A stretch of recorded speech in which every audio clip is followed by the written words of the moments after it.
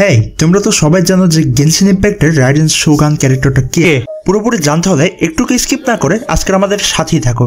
আমি বিশাল এবং আজকের তোমাদেরকে রাইডেন শোগানের ফুল এক্সপ্লেনেশন ব্যাখ্যা করব। So let's get started. Raiden Shogun আসলে ইজুনামার রুলার এবং তার আসল নাম হচ্ছে ইআই।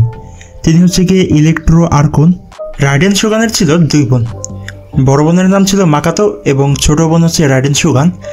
রাইডেন শোগানের আগে তার বড় বোন ছিল ইলেকট্রো আর্কন, কিন্তু তিনি ক্যাটাক্লিজমের সময় যুদ্ধে মারা যায় এবং তার মারা যাওয়ার পর ইলেকট্রো আর্কন হয় রাইডেন শোগান।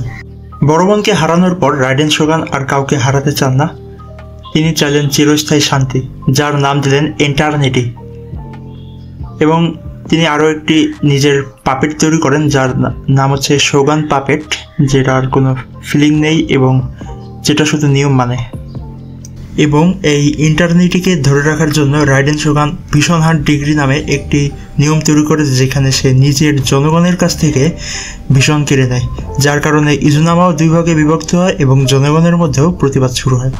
এবং পরবর্তীতে আসে আমাদের ট্রাভেলারের সাথে তুমুল মারামারির পর রাইডেন শোগান নিজেও বুঝতে পারে যে ইন্টারনিটি মানে চিরস্থায়িত্বকে ধরে রাখা নয়, বরং পরিবর্তনের সাথে খাপ খাইয়ে নেওয়া।